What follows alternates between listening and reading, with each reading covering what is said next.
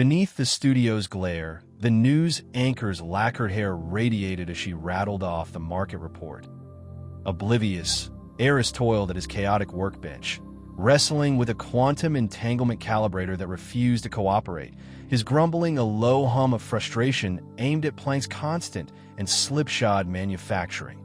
Suddenly, the broadcast dissolved into a blizzard of static, a blinding snowstorm of white noise that devoured the anchor's image. Eris scowled, attributing it to a routine glitch.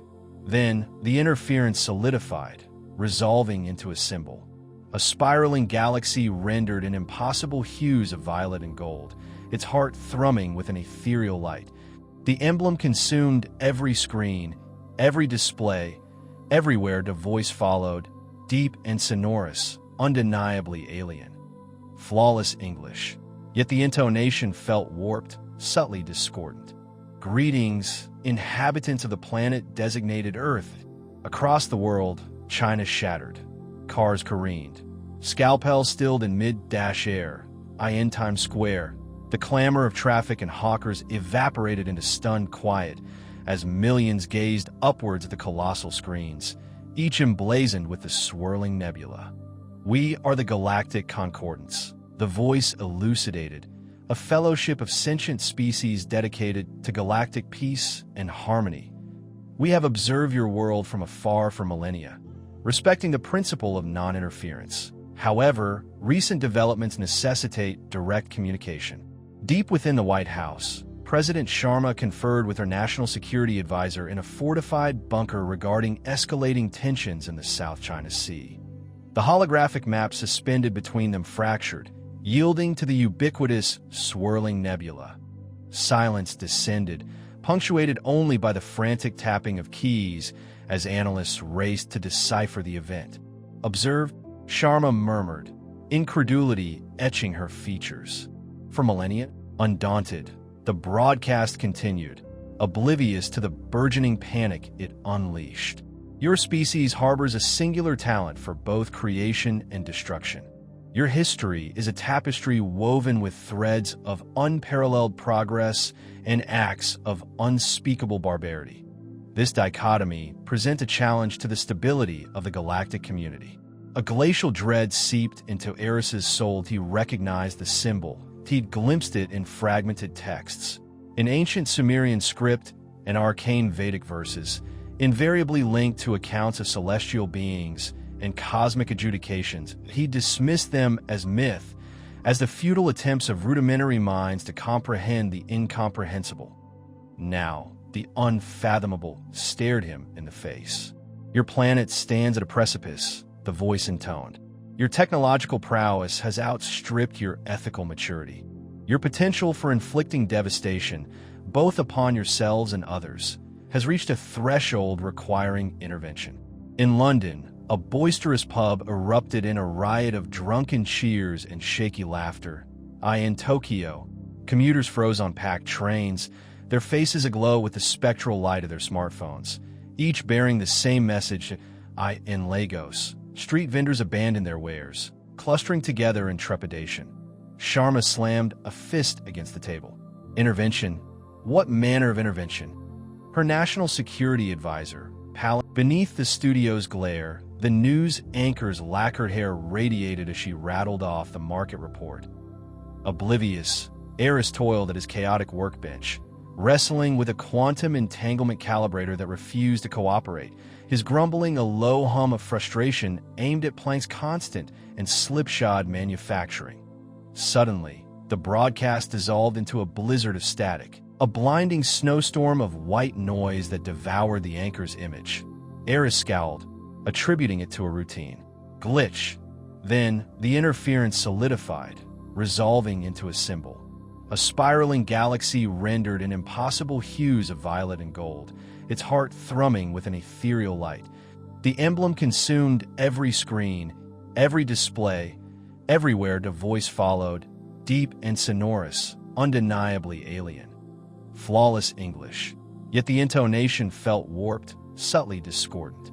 Greetings, inhabitants of the planet designated Earth.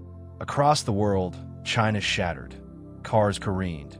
scalpels stilled in mid-air, in Times Square. The clamor of traffic and hawkers evaporated into stunned quiet as millions gazed upwards at the colossal screens, each emblazoned with the swirling nebula. We are the Galactic Concordance, the voice elucidated, a fellowship of sentient species dedicated to galactic peace and harmony. We have observed your world from afar for millennia, respecting the principle of non-interference. However, recent developments necessitate direct communication. A ramp descended, spilling forth a river of muted light.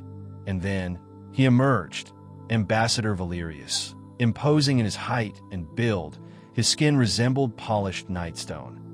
Large, argent eyes blinked with measured deliberation, absorbing the scene with unnerving placidity.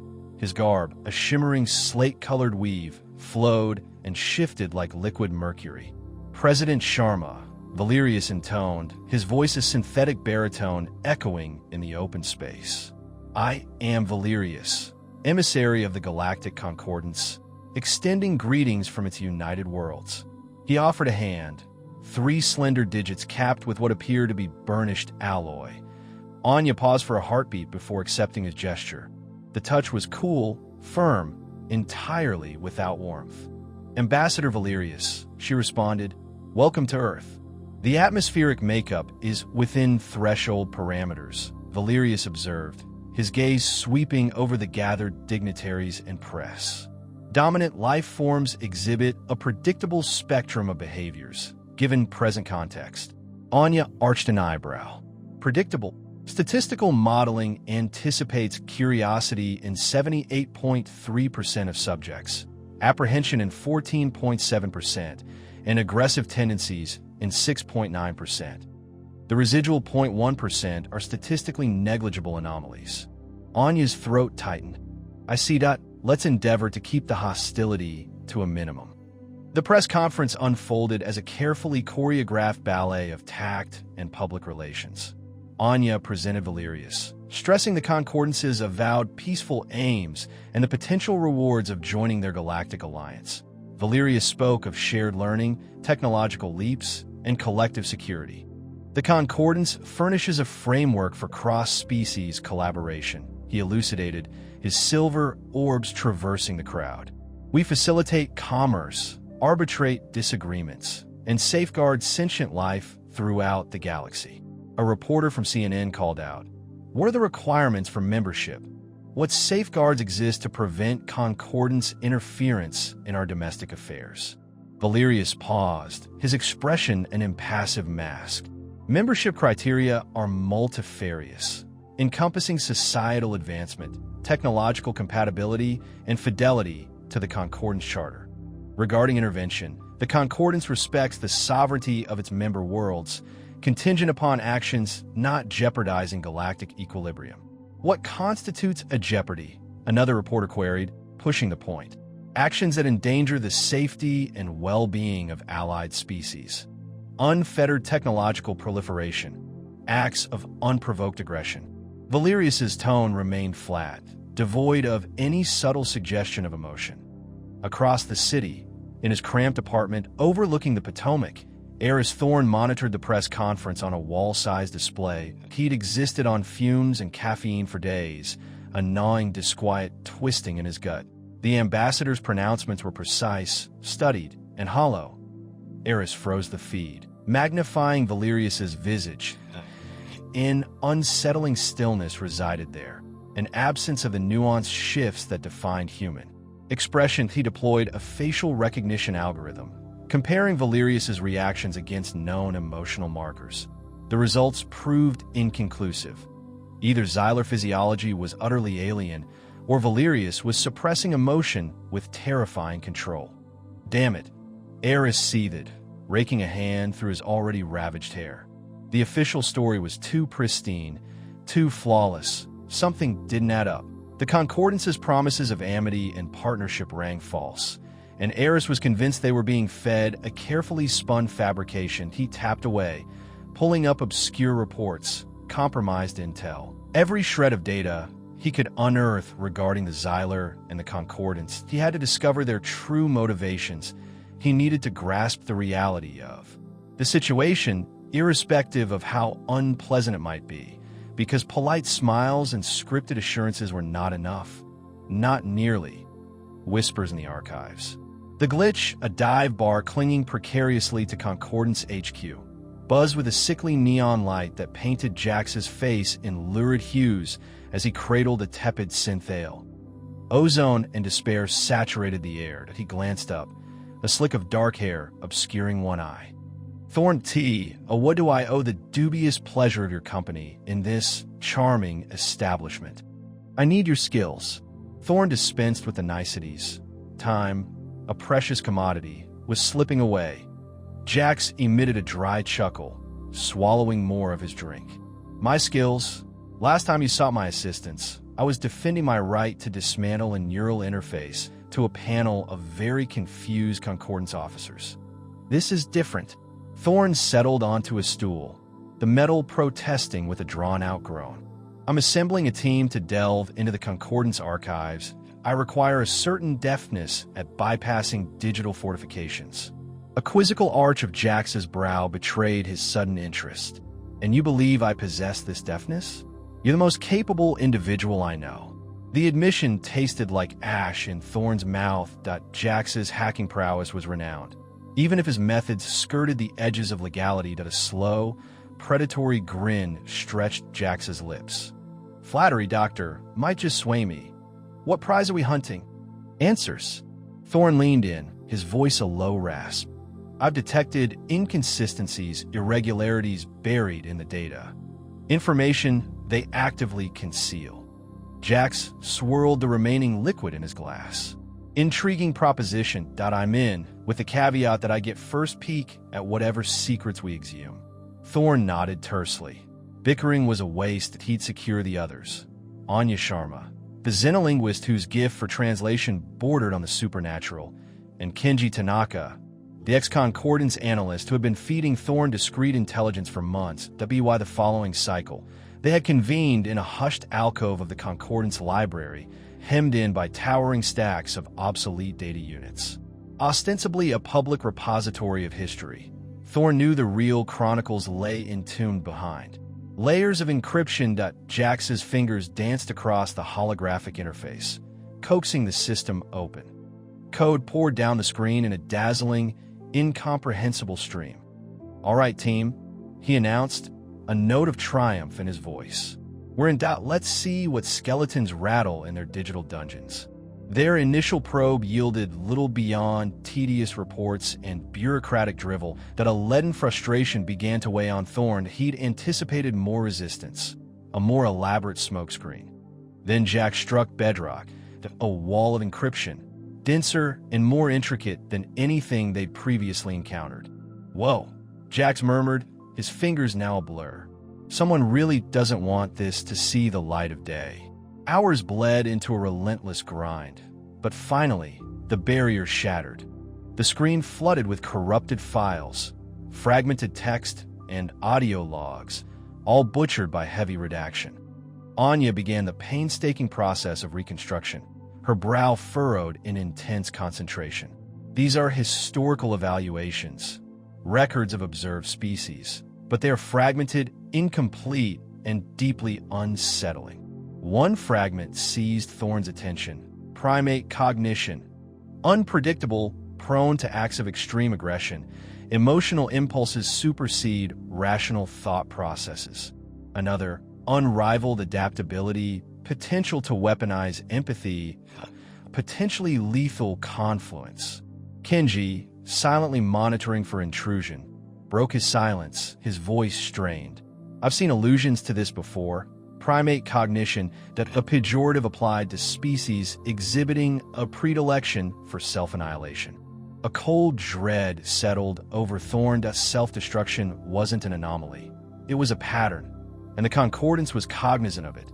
The broken record spoke of worlds ravaged by internal discord, ecosystems decimated by unrestrained ambition, civilizations collapsing under the burden of their own contradictions. They're afraid of us, Thorn stated, the realization hitting him with brutal force. They're not observing us to aid us. They're observing us to control us. Jax stared at the screen, bravado momentarily eclipsed by disquiet. Control us? You think they're planning some kind of intervention? I don't know, Thorn confessed, but I intend to uncover the truth. He surveyed his team, their faces mirroring a blend of anxiety and unwavering resolve. The whispers from the archives had revealed a truth they could not ignore. Humanity wasn't merely another species. It was perceived as a hazard, and the Concordance watched, poised to see how that hazard would manifest. The primate containment protocol. Thorn squinted at the flickering Zilthian comm screen. The encrypted signal had bypassed every firewall he'd erected, a feat that simultaneously terrified and intrigued him. Lyra, he rasped, his voice hoarse from too much stale coffee and not enough sleep. What's going on? You know the risks. Static crackled, followed by Lyra's voice, barely a whisper. Eris, I don't have much time. They suspect I'm diverging from the approved historical narrative.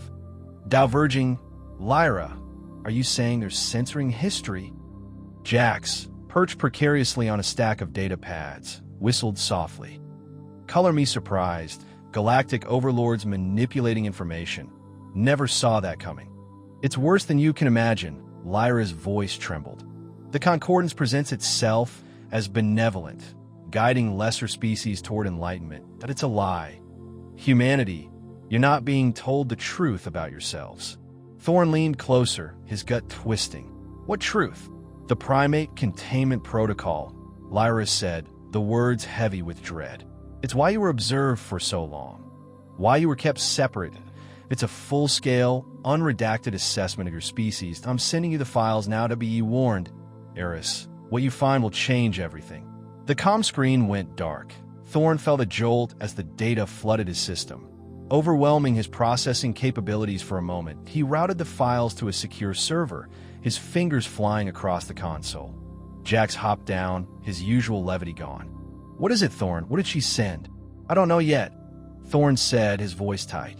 But I have a feeling we're about to find out why the galaxy sees us as monsters.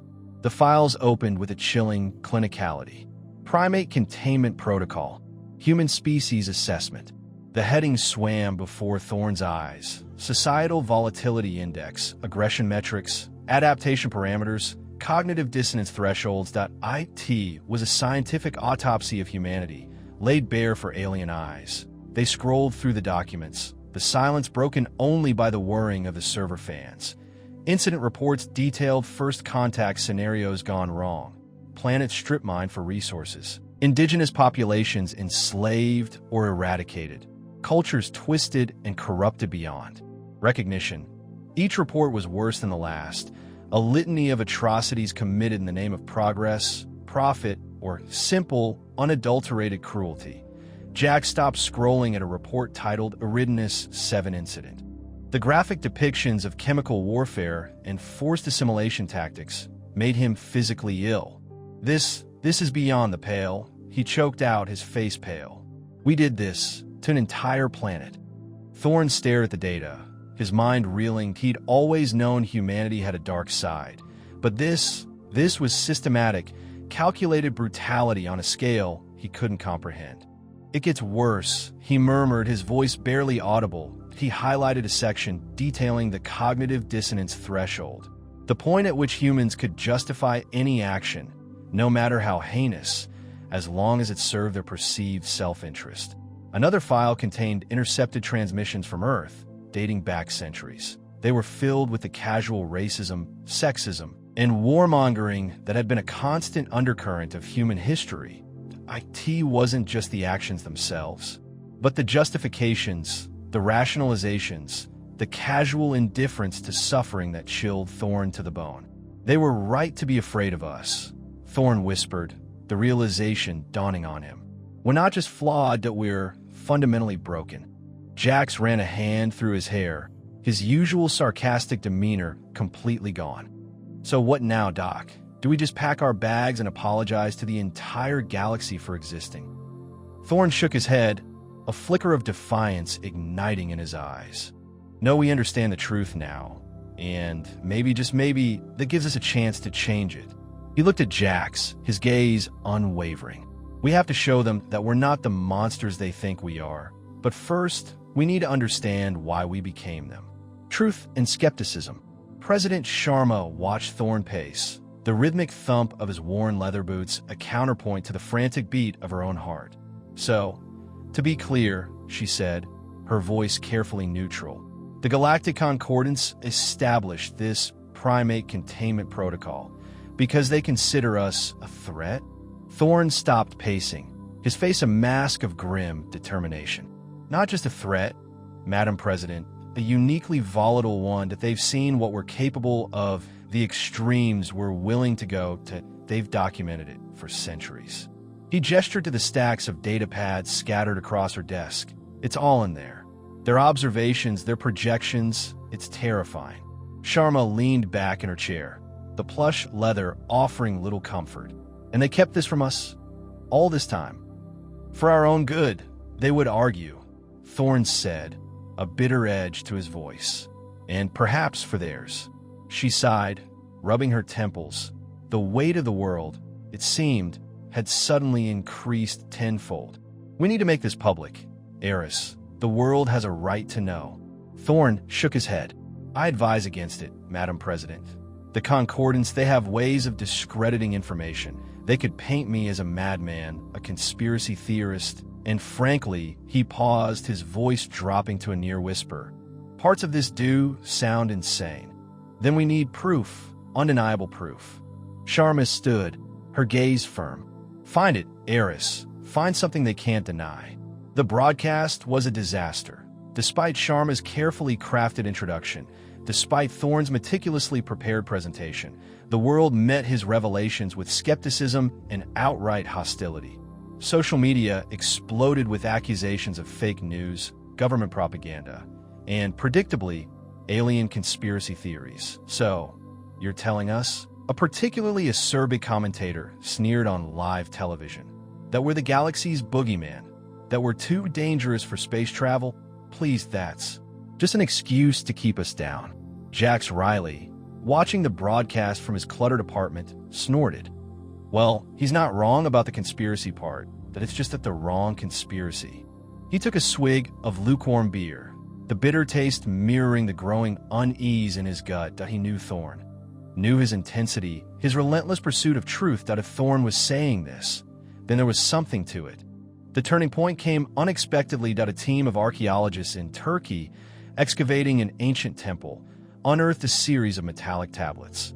The inscriptions were unlike anything they had ever seen. A complex series of symbols that defied all known languages, initial analysis pointed, to an age of over 10,000 years. Then, Thorne saw the images that he recognized, a faint symbol, almost obscured by corrosion, that matched one he'd seen in the Concordance archives, a symbol designating primate containment zone. He contacted Sharma immediately. Within hours, the Turkish government, under immense international pressure, released the images to the public. Linguists and cryptographers from around the world pored over the inscriptions. The first translations were vague, hinting at a powerful, ancient civilization warning of a great darkness, rising from a single planet. Then came the breakthrough. Jax Riley, fueled by caffeine and a nagging sense of obligation, cracked a key section of the code. He contacted Thorne directly, bypassing official channels. Eris, listen to this, IT says, beware the species that weeps for itself, for its tears are acid. Contain it, lest its pain consume the stars. He paused, a tremor in his voice. It's talking about us, isn't it? The subsequent translations confirmed it. The tablets were a warning, a plea from a long-vanished civilization, cautioning the galaxy about the dangers of humanity. The truth, stark and undeniable, had emerged. The world, finally, began to listen. But acceptance didn't equal peace. Far from it. The revelations ignited a firestorm of fear, anger, and recrimination. Protests erupted across the globe, demanding answers from governments and the Galactic Concordance. The fragile trust that had been tentatively built was shattered, replaced by a gnawing uncertainty about the future. The galaxy had judged them, and the verdict was damning. Now, humanity had to decide what to do with that judgment. And Sharma knew, with a chilling certainty, that the choice would determine not just their place in the cosmos, but their very survival. Divided Earth. Holographic screens blazed with a fractured narrative, a cacophony of commentators clamoring for credence, for dominance of a narrative.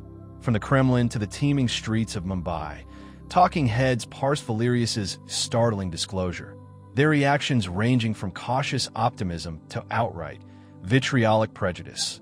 Unsurprisingly, the internet had devolved into a million warring tribes. Sharma observed the digital pandemonium from the Oval Office, the barely perceptible hum of a fractured world muted by the fortified walls. "Madam President," Eris Thorne began, his voice a strained whisper, "the conspiracy narratives are taking hold. The populace believes the concordance aims to subjugate us, to bleed our planet dry." Sharma massaged her throbbing forehead. "We are battling the disinformation, Eris. Public appeals, official pronouncements, but fear is a virulent contagion, and Valerius handed them the vector." He could have employed a more nuanced approach, Thorne conceded. Adjusting his spectacles, he appeared ravaged by sleeplessness, his eyes inflamed, his beard a disheveled mess. But the crux of his pronouncement is undeniable. We are capable of cataclysmic destruction. The weight of the alien judgment bore down upon her. Sharma had long nurtured a belief in humankind's inherent goodness. Yet history, an endless chronicle of conflict and brutality, whispered insidious doubts. Yet we also demonstrate incredible adaptability, ingenuity, empathy, qualities the concordance plainly disregards, Thorne countered sharply. They acknowledge the potential, the latent power. They simply don't trust us to wield it responsibly. The secure comms pulsed with light and sound, signaling an incoming transmission. "Valerius," Sharma greeted coolly, her voice devoid of warmth. "To what do I owe this dubious honor?" Valerius's visage materialized, his placid expression a jarring contrast to the global unrest he had incited. "President Sharma, I am aware of the agitation my address has precipitated. Agitation. Your address has triggered a global maelstrom. Governments are crumbling, economies are collapsing, and half the world anticipates an imminent invasion of extraterrestrial overlords." Valerius remained unmoved. "I assure you, conquest is not our objective. The Concordance's mandate is observation and, when the moment is opportune, integration. Integration on whose terms? Ambassador? Your own?" Thorne challenged, crowding the camera's view. "You've depicted humanity as a galactic anomaly, a disaster waiting to happen. Why should we place our trust in you?" Valerius's gaze flickered, a hint of an indiscernible emotion surfacing.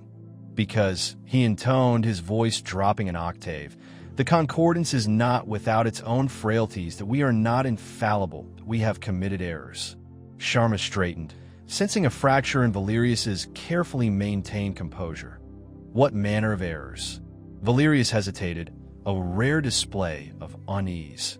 "Worlds, civilizations have vanished.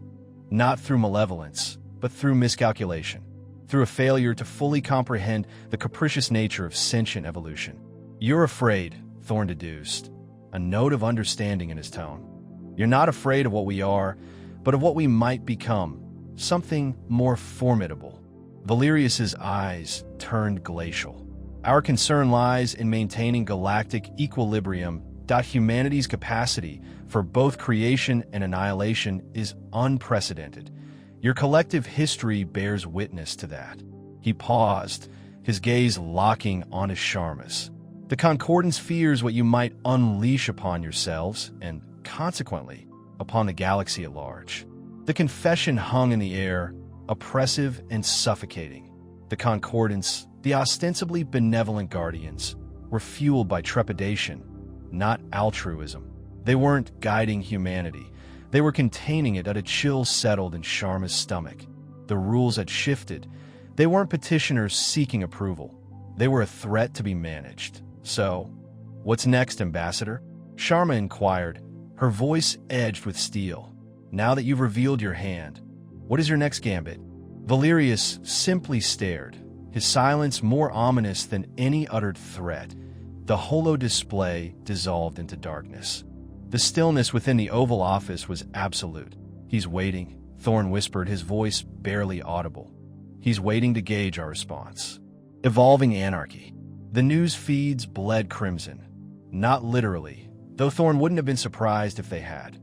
Jakarta, Paris, Lagos, each city a pinprick of coordinated chaos.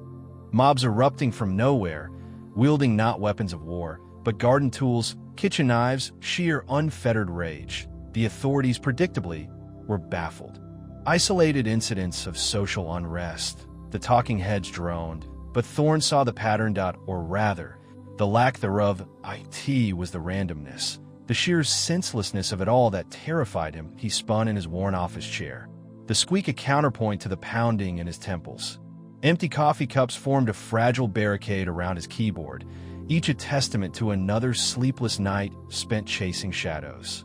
The Concordance was in a frenzy. Emergency meetings were called, strategies debated, accusations hurled. But no one, not even the galaxy's supposed best and brightest, had an answer. Jax, sprawled on the threadbare couch, idly spun a datapad on his finger. "Think they're finally cracking." Humanity's little pressure valve finally blew. He didn't sound concerned, more detached. "It's not that simple, Jax," Thorne snapped, rubbing his bloodshot eyes. "It's too uncoordinated, too organic." He hated how vague it sounded. Even to his own ears, Jax scoffed. "Organic chaos. Sound like my ex." Thorne ignored the bait, pivoting back to the sprawling data streams flickering across his monitors. Interspersed among the reports of riots and destruction were anomalies, whispers of technological leaps that defied explanation, a self-healing polymer emerging from a forgotten lab in Siberia, a fusion breakthrough achieved by a lone researcher in Argentina. Each discovery a tiny, blinding flash of potential, quickly buried under the weight of the global pandemonium. These can't be coincidences," Thorne muttered, more to himself than to Jax. He linked the disparate events on a holographic display, the connections forming a dizzying web. Violence, innovation, self-destruction. They were all intertwined, feeding off each other in a grotesque dance. Suddenly, a priority alert screamed across his screen. Lyra, her face, gaunt and pale, flickered into existence. Her voice, strained and laced with static, was barely audible. "Thorne, they know. I'm compromised." The transmission dissolved into a burst of white noise. Thorne swore, his heart hammering against his ribs. "Jax, trace that signal. Now." Jax jolted into action, lunged for his own console, his fingers flying across the keys. "Damn it, she's moving. And she's deep inside Concordance HQ. What the hell is she doing?" Thorne felt a cold dread creep up his spine. Lyra, leaking classified information from the heart of the Concordance. That IT didn't make sense. Unless she believed the Concordance was the problem. He looked back at the chaotic web of data, the seemingly random acts of violence, the inexplicable technological surges. That IT wasn't chaos, that IT was change. Raw, untamed, terrifying change. "It's evolution, Jax," Thorne said, his voice barely a whisper. "That's what they fear. Not our capacity for cruelty, but our capacity to become something else entirely."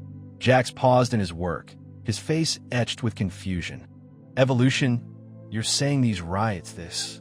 It's humanity purging itself, shedding the old skin to make way for the new."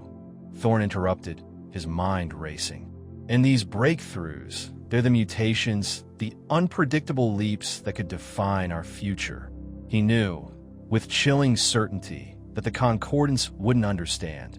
They saw only the destruction, the potential for annihilation. They wouldn't see the possibility, the terrifying, exhilarating possibility of becoming something more. "Lyra, she must see it too," Thorne continued, his voice gaining strength.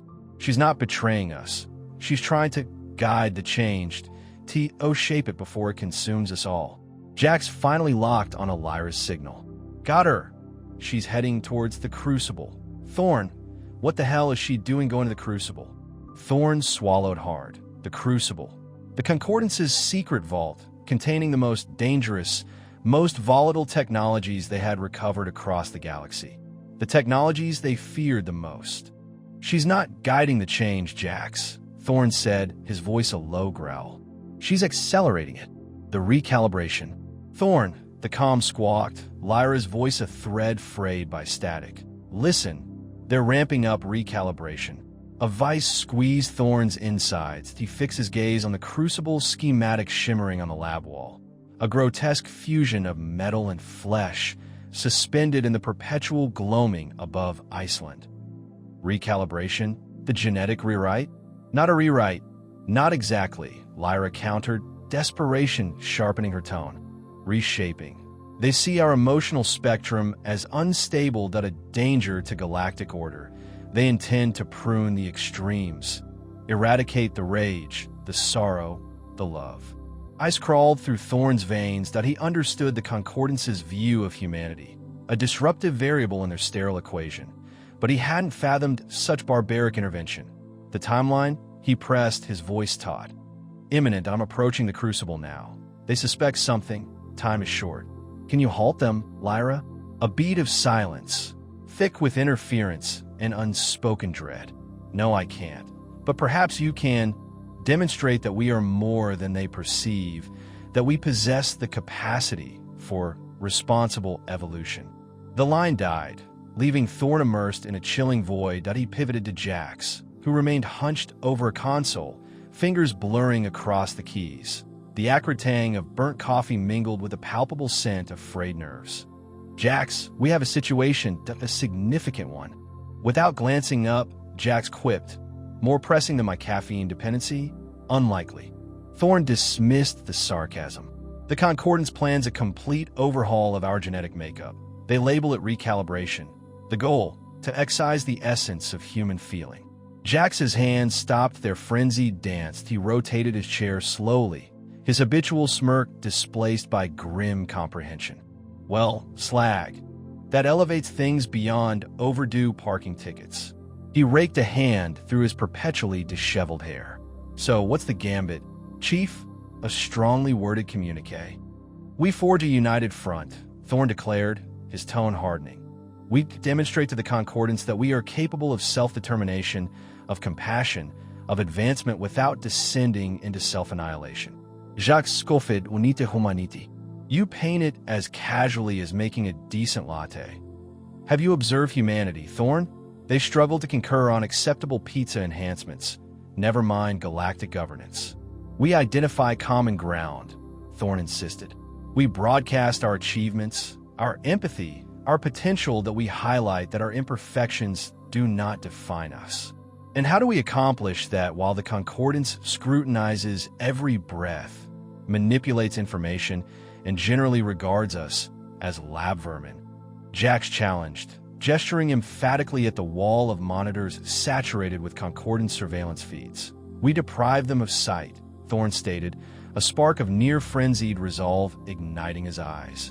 "Jax, I need you to dismantle their surveillance array. Everything.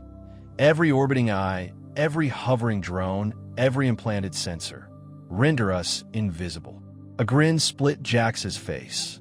"Now that sounds diverting."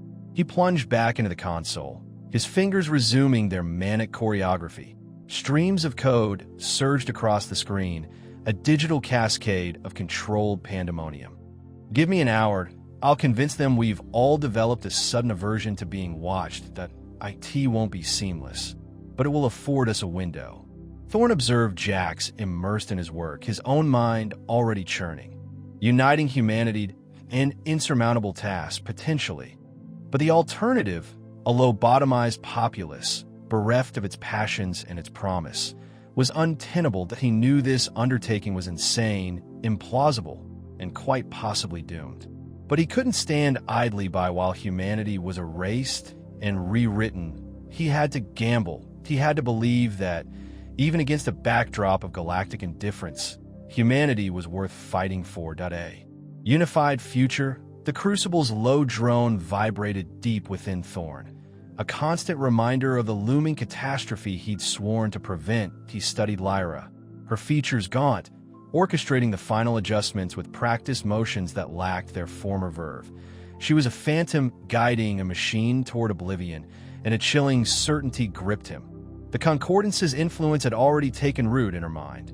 Yet, even as despair threatened to consume him, a faint current of optimism flickered, a delicate sprout pushing through the encroaching darkness. Across the planet, humankind was rallying, not in a frenzy, not fractured by division, but unified in a desperate bid to evolve. News streams, once a cacophony of recrimination and dread, now broadcast accounts of unparalleled cooperation. Nations shared knowledge and wealth, researchers consolidated data, and artists wielded their creativity to nurture understanding. Setbacks arose, naturally. Ancient biases reared their heads. Deep-seated animosities flared. However, the overall trajectory was clear.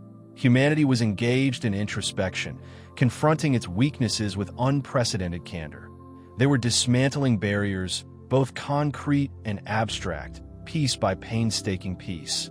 Addressing the General Assembly, President Sharma spoke with a searing vulnerability that cut through the compromised global network static. "We are imperfect," she confessed, her voice cracking with emotion. "We have erred grievously, but we are learning that we aspire to be worthy of the faith placed in us, not only by each other, but by the cosmos itself." Standing beside her as she spoke, Thorne experienced a flicker of pride, fragile and tentative, yet undeniably present.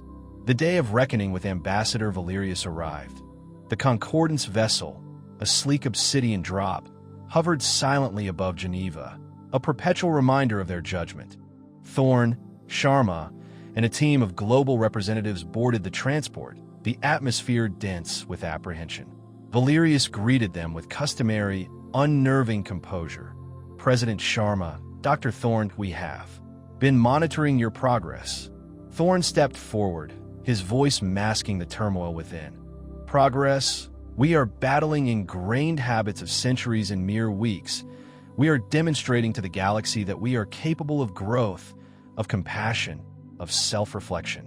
Capabilities alone are insufficient," Valerius retorted, his iridescent gaze unwavering. "The potential for annihilation persists. The crucible nears completion." Sharma interjected, her tone resolute. "The crucible is a safeguard, Ambassador, a final measure that we offer something greater, a true dedication to evolution, a desire to understand." Thorne perceived a shift in the environment, a subtle alteration in the Concordance's collective awareness that he seized the advantage. "We comprehend your misgivings, that we acknowledge our past, but we are not shackled by it, that we're defined by the choices we make. And we're choosing a different path." A protracted, strained silence followed. Then, Valerius spoke, his tone marked with an inflection that echoed curiosity. "The Concordance has deliberated on your proposal. We are prepared to grant a probationary period." A wave of astonished murmurs swept through the delegation. "A trial period?" Thorne echoed, disbelief lacing his voice. "Precisely," Valerius affirmed. "We shall maintain our observation, yet also offer guidance, sharing our knowledge, our insights into the Galactic Fellowship. However, we shall not infringe upon your autonomy. The decision, in the end, remains yours." The ramifications of this decision were profound. The Concordance, so inflexible, so unyielding, was willing to gamble on humanity. But what form would their guidance take? And could humanity truly reform, or would their inherent flaws ultimately condemn them?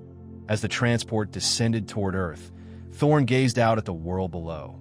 The sky was a bruised violet, the air heavy with the promise of storms.